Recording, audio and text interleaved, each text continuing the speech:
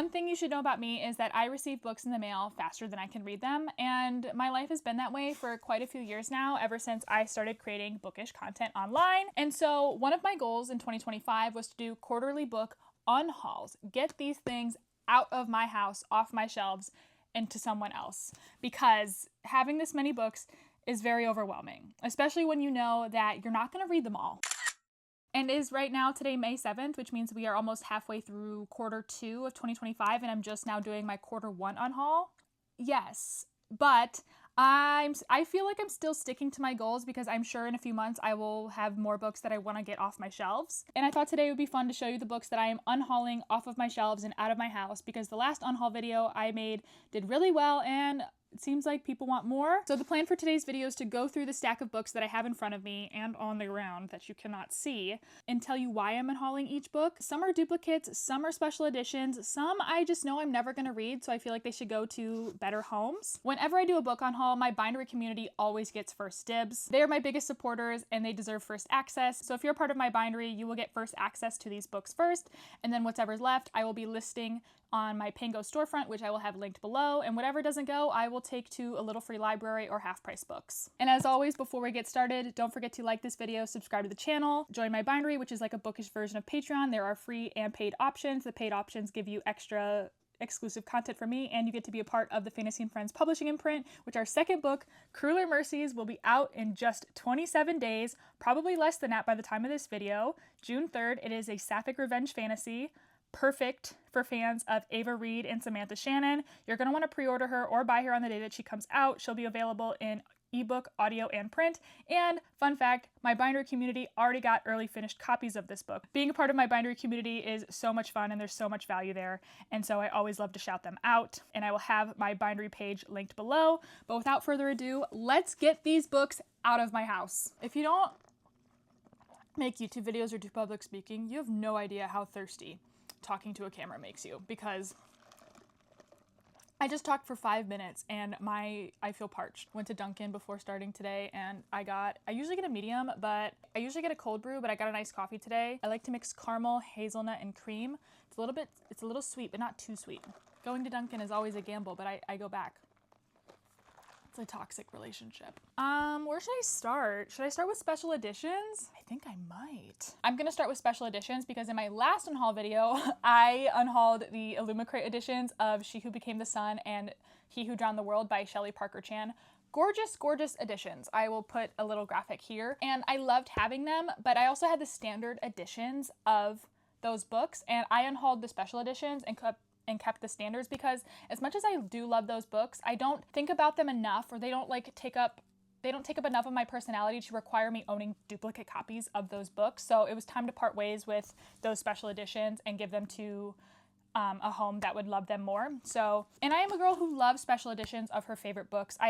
Sometimes I struggle. I do own, I'm a subscriber of the Broken Binding, so I have gorgeous editions of books that I've never read, and that's the case here. With these, I'm unhauling because I don't think I'm ever gonna get to them. I can't lie to you. And I bought the first book of this trilogy because I was like, oh my god, this is so pretty.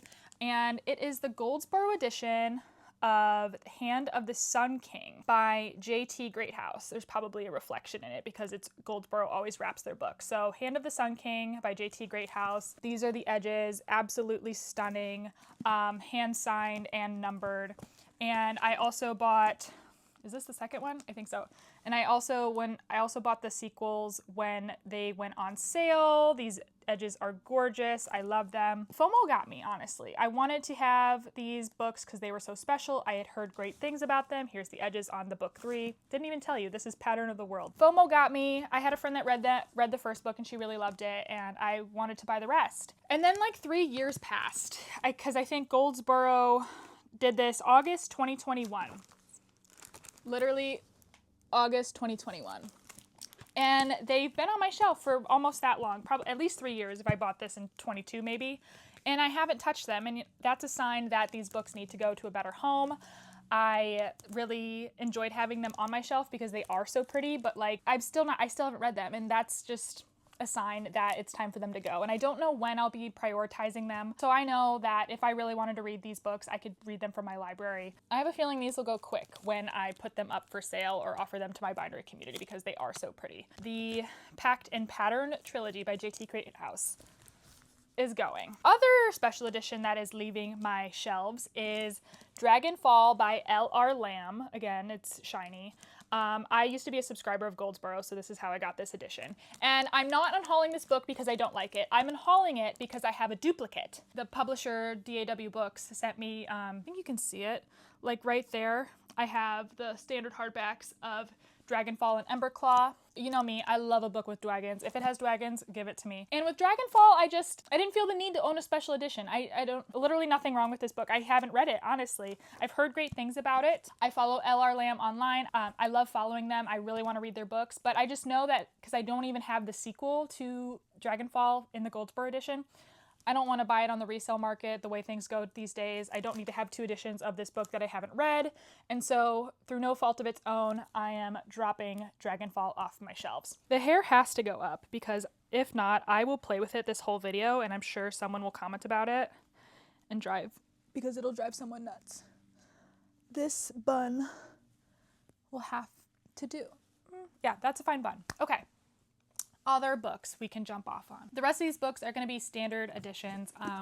Next one I am unhauling is A Letter to the Luminous Deep by Sylvie Cathrall. Such a gorgeous cover. I really can't even get enough of it. I love it a lot. Even the back cover page is gorgeous. I got this in a Caffeine and Legends box, so it even has a signed book plate attached to it. I just don't think I'm going to prioritize reading this book, to be quite honest. I'm more of an epic fantasy girl. It is an epistolary book, which means that it's told in letters. And I have read books where I have read epistolary novels and I have enjoyed them. I just don't see myself prioritizing this anytime soon, unless maybe my book club reads it. And honestly, I don't even know if that will happen. I've heard okay reviews about this. I haven't heard like several glowing ones. And as much as I do love this cover and I think it is so gorgeous, I don't know if or when I will be in the mood for it, and so therefore it doesn't need to sit on my shelf. And that's going to be a common theme of this video. It's just like I've had these books on my shelf for months, if not years, and I just haven't even thought about picking them up, and the only times I touch them is to like when I have to rearrange. To me, that's just not a good enough reason to keep you on my shelf, especially when you are in the career that I'm in where I do receive books in the mail faster than I can read them, and I just need to make room for new inventory, essentially. I guess any business operates like that, and sometimes you snooze, you lose, you gotta go. And that's okay. It's just like the life cycle. I just know when I unhaul these books, they will be going to better homes. So the next 2 books I'm unhauling because I have duplicates, and it is book 1 and 2 in the Dandelion Dynasty by Ken Liu. So I've got The Grace of Kings, The Wall of Storms. This is a series I know I will love and eat up. I have mutuals that have raved about this series. They say it's cracked their top 5, top 3, top 1 all-time favorite fantasy series of their entire life. And I don't need these because I have the purple midnight editions that I bought from the Broken Binding simply because I had FOMO. Yep, that's also going to be a theme of my book buying. So I bought the purple midnight editions, and I'll get it for you. Ugh. For the 10th anniversary of the Dandelion Dynasty, Saga Press started rolling out new covers for the Dandelion Dynasty, and so they kindly sent me the Grace of Kings in paperback, and I love this so much more than this cover. Like this, I am way more likely to pick this up on the shelf in a bookstore than this cover. Like this is good, but this is art. I definitely don't need 3 copies of a book that I've never read. So that's ridiculous. I know once I put these ones up for takes in my binder community or in Pango, they'll go quick. No doubt about it. Other books I had duplicates of, because that's something that happens. Sometimes I get sent things twice. Sometimes I have a special edition that are standard. And sometimes like I want duplicates of one thing, and sometimes of not another. But I had a duplicate of Aragon by Christopher Paolini, another series that I never read, still haven't read as an adult. And I think I missed it when I was younger. Young Zoranne was not reading fantasy. Young Zoranne was reading Percy Jackson, which is technically fantasy, okay? But she was also reading a lot of young adult contemporary. And so she didn't get there yet. I remember before these editions were printed, we had the Inheritance Cycle hardbacks, and those were humongous. And I specifically remember in middle school, I was like, I cannot read those because they're so big. And I was really intimidated by large novels. I just wasn't there yet in my reading journey. And even the paperbacks were large too, like they had thick paper. So I was also intimidated by the paperbacks, and I was just like, I can't do this. And now, knowing what I know now, I wish I would have read them, and there's still time for me. I think I will read these someday because I do have a set of the entire quartet on my shelves over there, but I don't need an extra copy of Aragon in my collection. So Aragon, you're gone. And then another duplicate I had was the hardback edition of All My Rage by Sabaa Tahir. And this is a book I read and loved right when it came out. Sabaa Tahir is one of my favorite authors. If I can implore you to read any author in this Unhaul video, I guess, even though that sounds counterintuitive, I think you should check out Sabaa Tahir. She wrote the iconic Ember in the Ashes Quartet, which is one of my favorite young adult fantasy series of all time. But she also has a young adult contemporary called All My Rage, which this book is just absolutely heartbreaking.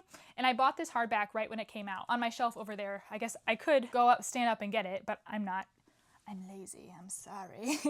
I have a paperback of All My Rage that one of my friends, Bree, got signed and personalized to me when she went to an All My Rage event, and I thought that was so sweet.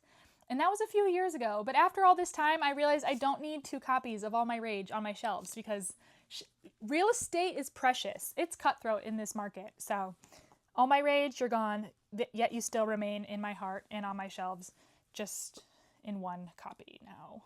I've got a few more fantasy books that I'm unhauling simply because I just don't think I'm gonna get to them. And one of them is When the World Starts to Fray by Sam Parrish. This has been on my shelf for a few years. This book was in one of the first Caffeine and Legends box I ever received, and I am so grateful for that because they always do a self-published fantasy box once or twice a year, and I think that's so cool. And I am a rep for Caffeine and Legends, so if you want to subscribe to Caffeine and Legends, it's a book. They have coffee, tea, and hot chocolate with either a new sci-fi or fantasy novel each month. You can use code Zoranne for 10% off. I'll leave that in the description. But I'm probably not selling Caffeine and Legends that well because I'm unhauling 2 books from them. And that's not to say I love them, but sometimes not every pick is going to be a hit. So I'm unhauling When the World Starts to Fray. I haven't had an urge to pick this up, so there's really not much to it. It sounds like a book that I would be interested in, but I haven't thought about picking it up in like the almost 3 years that it's been on my shelf, and for that, you have to go. I am sorry. So sorry. But, I mean, that's life. C'est la vie. You have to do things you don't want to do sometimes. Sigh. Probably a shocker. I don't know if this will be a shocker, but I'm unhauling a copy of Wicked by Gregory Maguire. Listen, I've seen the movie so many times. I haven't seen the musical in person at all. Do I want to? Yes, I hope to rectify that. And I've heard the book is really, really good. I don't think I'm going to read it anytime soon. My library has a million copies that I know I could check out and read whenever I want to if I choose to get to it. But this is the movie tie-in edition. I don't hate the cover. Movie tie-in editions are usually pretty crap. So I'm not mad about it, but I just don't think I'm going to get to it. And I don't really need it to take up space on my shelf. Should I start singing? Everyone deserves a chance to fly.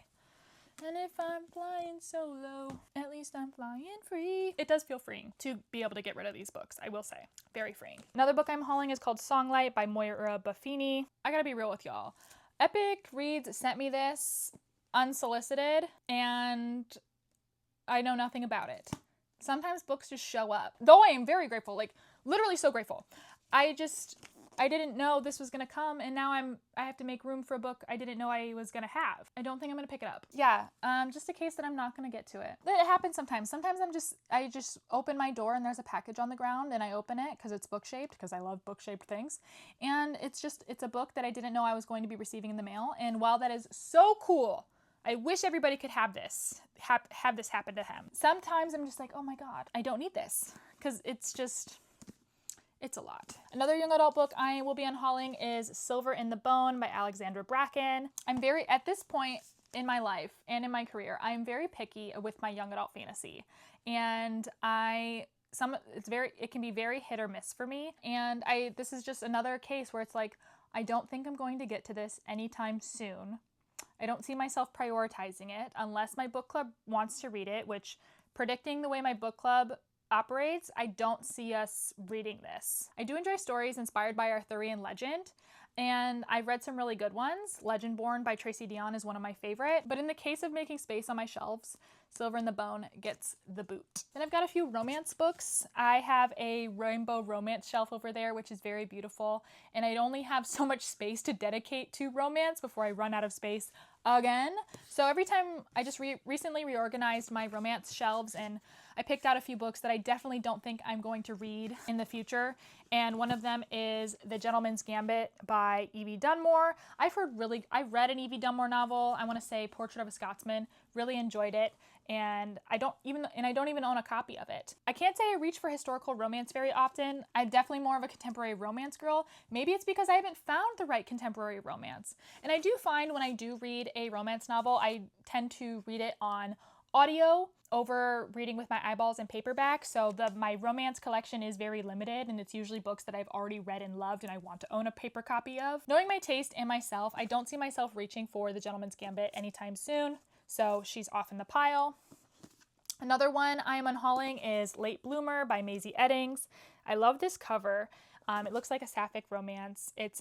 I've heard really amazing things about Maisie Eddings as an author, and it's just another case where it's like, I don't think I'm going to read it. And again, in the interest of creating real estate on my shelves, it got the boot. It's nothing to do with the author or the book itself. It's just like, do I see myself reading this one within even the next year? Like, these are some questions that I have to ask myself when I'm unhauling books. Is this a first-time author for me, or is this an author I've already read and I already know I'm probably going to like this? Have I thought about reading this book within the last year? Do I see myself reading this book within the next year? Even the next few months, because I am going to be doing unhauls more regularly. And if my answers to those questions are mostly no, then it's probably time to get the boot. I live in an area where I have access to one of the best public libraries in the country, so any title that I want from my library I can pretty much get, which is such an amazing privilege. And so I don't need to own a copy of everything, especially when I mostly read romance via audiobook. I just don't have the space to have every book I want ever. And then the last 4 books I'm unhauling are all 4 books I own by Sophie Lark. I did not purchase these with my own money. These were all sent to me for free by Bloom Books when I was in their influencer program. I will no longer be reading anything by Sophie Lark or supporting her or her work in any capacity going forward. Or I haven't done it in a while, actually, because I'm not going to pull receipts, but Sophie Lark had written some pretty racist remarks in one of her upcoming novels. Can't even remember the title. That's how much I've forgotten. But obviously, that doesn't sit right with me. Support that. And so for that, these books are leaving, and I will not be supporting Sophie Lark in any capacity going forward. I don't want to read from an author nor support an author in a monetary way that doesn't align with my morals or values. And I work hard for the money I make, and I don't want to put it towards something or a person that has different morals or values than I do. And that's just my thing. So Sophie Lark, you're off my shelves for good. Okay, it was really hard to get these all on my lap while I sit in my little chair. But these are all the books I'm unhauling. I'm still calling this my Q1 book unhaul, even if we're halfway through Q2 and it's May, but it's my world. It's Barbie's dream house. It's not Ken's dream house. I feel really good about this stack that I'm unhauling because a lot of them were duplicates or books I know I'm just simply not going to read anytime soon. And I think it's good to do like a little cleanse, a little purge every once in a while because it's spring cleaning, I guess. It's good for the soul. It helped me free up some real estate in this room, if you can believe it or not, even though these bookshelves are literally full behind me, but you never get to see this part, but that's where my other shelves live, in my little dirty little room. Oh, frick, I messed up where my camera was. That's fine. So it feels good. I'm going to do it again in Q2. Can't wait to see what happens there. And like I said earlier, all of these books will be offered to my bindery community first. All of my paid members will get a chance to snag them. From what's left, I will list these on Pango Books, and I'll have my Pango shop linked down below. So if you want any of these books, by the time you're watching this video, they will be listed. I love a good haul. Like, that was just so freeing. I feel like a weight's been lifted off my chest. I can't wait for these books to leave my house. Thank you so much for watching this video. Don't forget to like, subscribe, follow, join my bindery, do whatever you want to do. I hope you have a great day or night wherever you are, and I will see you in the next video. Bye, friends.